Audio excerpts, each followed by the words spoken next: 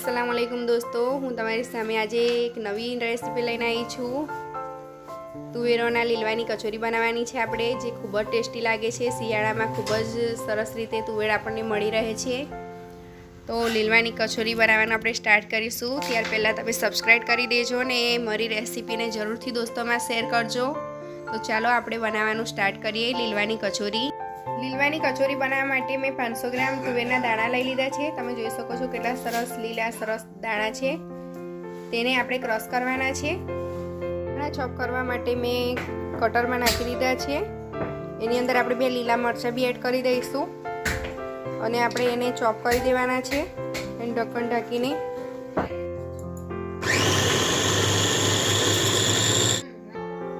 દાણા બધા સરસ રીતે ચોપ થઈ ગયા છે।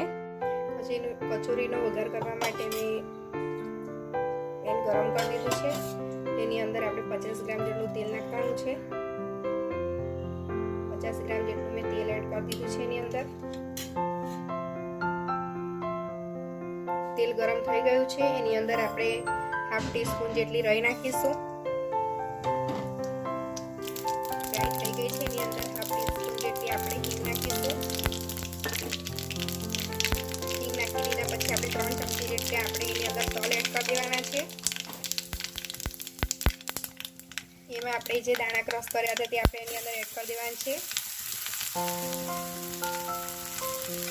અડધી ચમચી આદુ લસણની પેસ્ટ અંદર એડ કરી દેવાની છે આપણે। એને આપણે સરસ રીતે મિક્સ કરી દેવાની છે।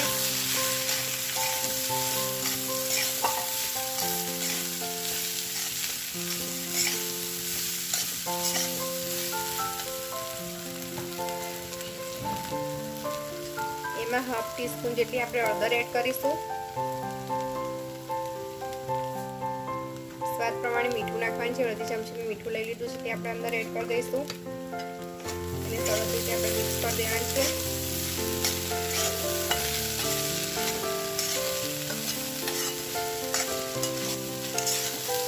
એને આપણે હલાવતા રહીને એને થવા દેવાનું છે। ખુલ્લું થવા દેવાની છે આપણે દાણાને, એને ઢાંકવાના નથી।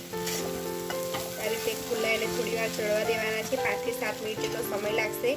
આપણે એને હલાવતા રહેવાનું છે વચ્ચે વચ્ચે, જેથી એ રીતે ચોટી ના જાય।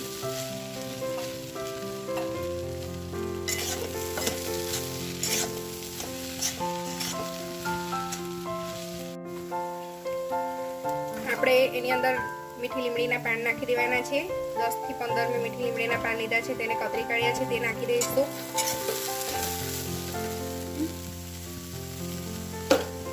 અને લીલું નારિયેળ મેં ખમણી કાઢ્યું છે 100 ગ્રામ જેટલું, તે બી આપણે અંદર એડ કરી દઈશું। એને બી સરસ રીતે મિક્સ કરી દેવાનું છે। 1 ચમચી જેટલો ગરમ મસાલો આપણે અંદર એડ કરી દેવાનો છે। એક વાર ઘરે જરૂરથી ટ્રાય કરજો। લીલવાની કચોરી ખૂબ જ સરસ લાગે છે। મારી રીતથી બનાવશો તો ખૂબ જ ટેસ્ટી લાગશે। અંદર લીલું નારિયેળ નાખવાથી એનો ટેસ્ટ ખૂબ જ સરસ લાગે છે। અડધા લીંબુનો રસ આપણે એમાં એડ કરી દેવાનો છે। એને આપણે હલાવી દઈશું સરસ રીતે।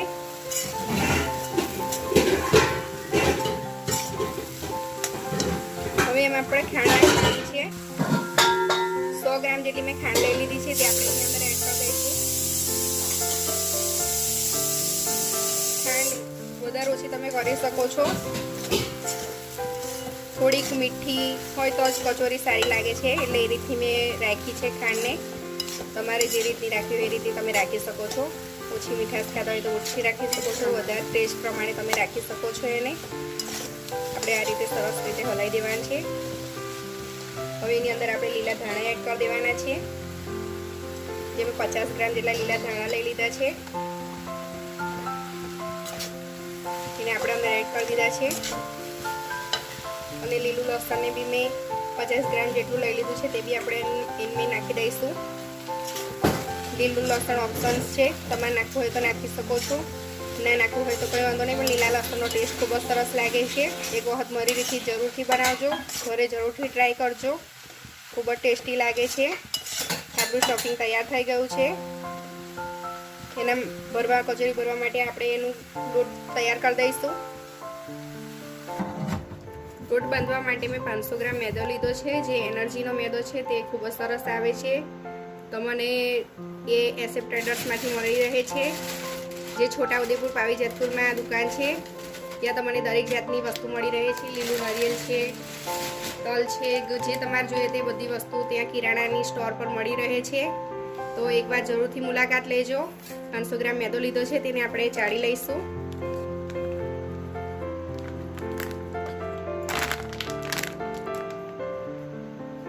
મેદામાં આપણે અડધી ચમચી મીઠું એડ કરીશું. તેને આપણે હલાવી દેવાનું છે. હવે એની અંદર આપણે તેલ નાખવાનું છે. તેલને આપણે ગરમ કરી લીધું છે. જ્યાં સુધી વરાળ નીકળે ત્યાં સુધી તેલને ગરમ કરવાનું છે અને એ તેલ આપણે એની અંદર એડ કરવાનું છે. એવા તેલથી તમે લોટ બાંધશો તો એની જે તો કચોરી એકદમ ખસ્તા બનશે. ગરમ કરીને તેલ નાખવાથી ખૂબ જ ખસ્તા કચોરી બને છે. મેં 70 ગ્રામ જેટલું તેલ અંદર એડ કરી દીધું છે. એને આપણે હાથથી નથી હલાવવાનું, કોઈ બી ચમચાની મદદથી આપણે એને હલાવી દેવાનું છે, તો ગરમ ના લાગે. આ રીતે હલાવીને પછી થોડુંક ઠંડુ પડે એટલે પછી આપણે એને હાથથી મિક્સ કરી દેવાનું છે.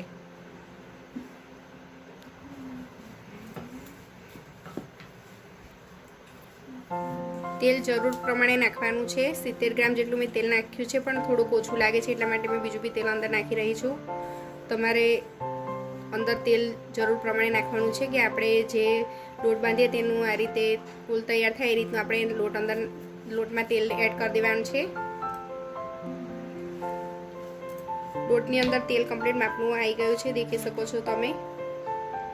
આ રીતનો તમારો લોટ તૈયાર થાય તો સમજી લેવાનું કે કમ્પ્લીટ તેલ માપનું છે. 120 ગ્રામ જેટલું તેલ અંદર એડ થઈ ગયું છે. હવે એને આપણે જે રીતનો રોટલીનો લોટ બાંધીએ છીએ એ રીતે આપણે લોટ બાંધીને તૈયાર કરી દેવાનો છે. બહુ ઢીલો નહીં, બહુ કઠણ નહીં, એ રીતે આપણે કચોરીનો લોટ બાંધવાનો છે. લોટ તૈયાર થઈ ગયો છે અને આપણે 10 મિનિટ માટે ઢાંકીને મૂકી દઈશું. તમે જોઈ શકો છો કે જે રીતનો રોટલીનો આપણે લોટ બાંધીએ છીએ એ રીતનો મેં બાંધ્યો છે.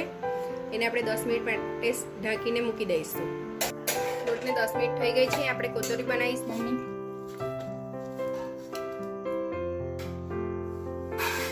આ રીતે એક નાનું ગુલ્લું લઈ લેવાનું છે. એની પૂરી બનાવવાની છે આપણે.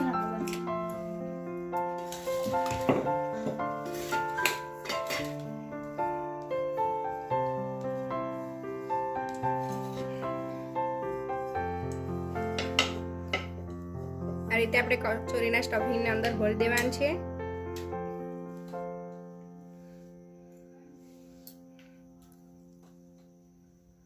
આ રીતે ઘરી તૈયાર કરી દેવાની છે આપણે.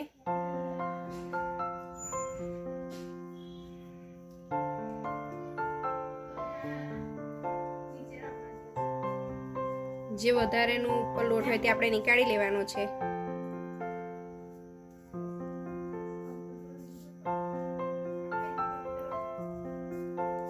આપણી કચોરી બિલકુલ તૈયાર થઈ ગઈ છે, જોઈ શકો છો.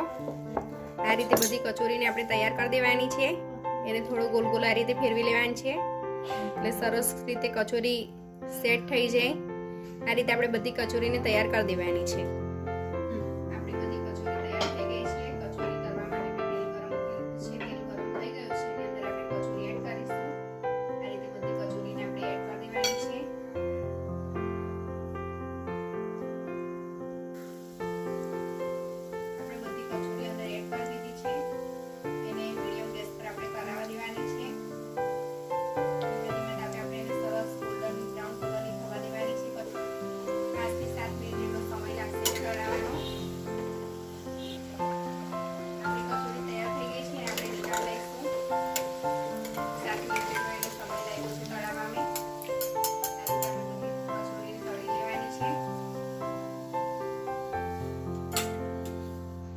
આપણી ક્રિસ્પી અને ખસ્તા કચોરી તૈયાર થઈ ગઈ છે. જોઈ શકો છો તમે કે ખૂબ જ સરસ એકદમ ખસ્તા બની છે. ખૂબ જ સરસ લાગે છે. એક વખત ઘરે જરૂરથી ટ્રાય કરજો. દોસ્તોમાં શેર કરવાનું ભૂલશો નહીં. તમને અમારી રેસીપી કેવી લાગી તે કોમેન્ટમાં લખજો. સબસ્ક્રાઇબ કરીને બેલ આઇકન દબાવવાનું ભૂલશો નહીં. નવી રેસીપી સાથે ફરી મળીશું. અલ્લાહ હાફિઝ.